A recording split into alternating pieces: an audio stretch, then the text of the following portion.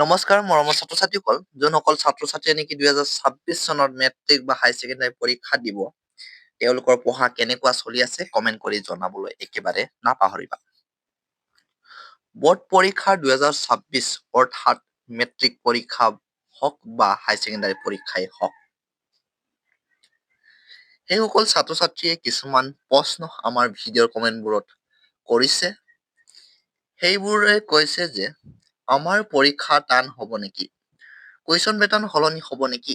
আগৰ তুলনাত কুৱেশ্যনবোৰ ক্ৰিটিকেল হ'ব নেকি? বৰ্ড পৰীক্ষালৈ এতিয়া যিহেতু বৰ বেছি দিন বাকী নাই আৰু এনেবোৰ ডাউট যদি মনত চলি আছে, পৰীক্ষাৰ প্ৰতি ভয় বাঢ়ে, পঢ়া শুনাত মন নবহে, বিভিন্ন নিউজ চেনেলবোৰত বিভিন্ন ধৰণৰ মন্তব্য বা পৰামৰ্শ শুনিবলৈ পোৱা যায়। সেয়ে আমাক সিদ্ধান্ত কৰি তোলে।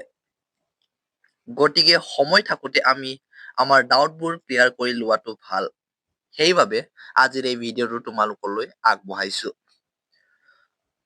আৰু আজিৰ এই ভিডিঅ'টোত তোমালোকক তথ্য অনুসৰি আজিৰ এই ভিডিঅ'টো সকলোবোৰ কথা তথ্য অনুসৰি তোমালোকে বুজি পাবা। গতিকে ভিডিঅ'টো শেষলৈকে চাবা।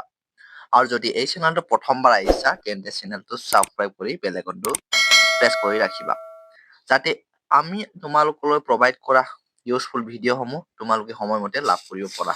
ইতিমধ্যে 2026 চনত অনুষ্ঠিত হ'বলগীয়া এছেক বৰ্ডৰ পৰীক্ষাক লৈ আমাৰ ছাত্ৰ-ছাত্ৰীসকলে উৎফুল্লিত হৈ পৰিছে। প্ৰথমতে আমি MCQ প্ৰশ্নৰ বিষয়ে আলোচনা কৰিম। ভালকৈ শুনি লোৱা। এইবাৰ অধিকাংশ MCQ প্ৰশ্ন ডাইৰেক্টলি ফেট, মানে প্ৰত্যেকটো তথ্যৰ পৰিৱৰ্তে কনচেপ্ট বেছ হ'ব, মানে ধাৰণা ভিত্তিক প্ৰশ্ন আহিব।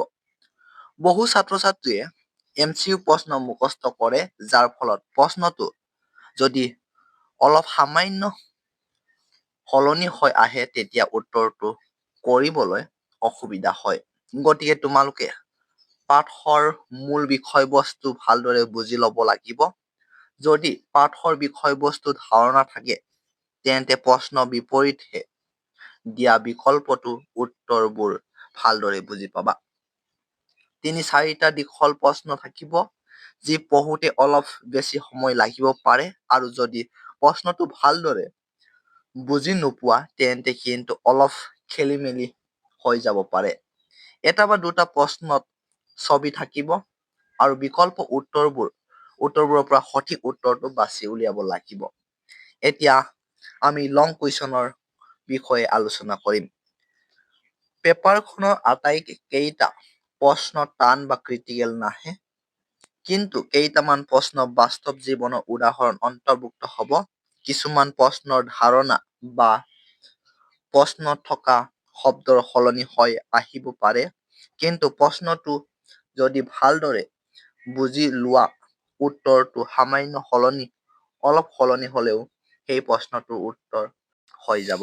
ইয়াৰ বাবে তোমালোকে দীঘল উত্তৰ লিখা প্ৰেক্টিচ কৰিব লাগিব। মৰমৰ ছাত্ৰ-ছাত্ৰীসকল, আশা কৰোঁ আজি আলোচনা কৰা কথাটো তোমালোকে ভালদৰে বুজি পালা। যদি তোমালোকৰ বাবে এই ভিডিঅ'টো হেল্পফুল হ'ল, তেন্তে এটা লাইক কৰিব একেবাৰে নাপাহৰিবা। আৰু যদি এই চেনেলটো প্ৰথমবাৰ আহিছা, তেন্তে চেনেলটো ছাবস্ক্ৰাইব কৰি বেল আইকনটো অল বটনত প্ৰেছ কৰি ৰাখিবা। আৰু ভিডিঅ'টো বন্ধুসকলক শ্বেয়াৰ কৰি দিবা। আজিৰ ভিডিঅ'টো শেষলৈকে চোৱাৰ বাবে ধন্যবাদ।